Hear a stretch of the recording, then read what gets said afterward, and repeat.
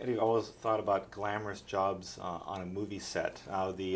That's a total misconception about our business. Oh, okay. Yeah. Well, the job of animal poop collector. Now, was this a person on this set that people like to hang out with? Well, I think whoever was the animal trainer was, you were in charge of anything that came out of your animal you had to deal with. You know, it wasn't like a guy who was like, hey, come over here and get this. And you just stand there with a shovel, you know. It wasn't that result, because there's so many different, types of animals, you know.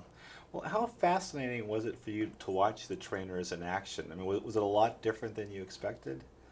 Well, it's fascinating. You realize I've heard people make the argument that animals couldn't reason. It's fascinating, excuse me, to see how smart animals are. You know, that you can even train. I mean, I did scenes with this dog, Sam, Lucky, where I'm talking to him and he's doing this. No sound is coming out, but he's doing this off camera, like he's looking at me going. And that's just surreal of being in a scene. You know, you look down at the dog and say, "Hey man, what you want to do?" And the dog look up at you and go. That's that's a bit trippy.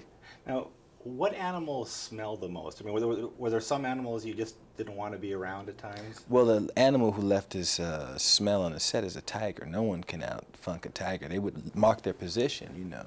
In the wild, they mark, this is my area, don't come over. And I know in the wild, I guess in the wild, your piss got to be really strong because the tigers have the strongest smelling urine. It's like in the back of your throat and shit.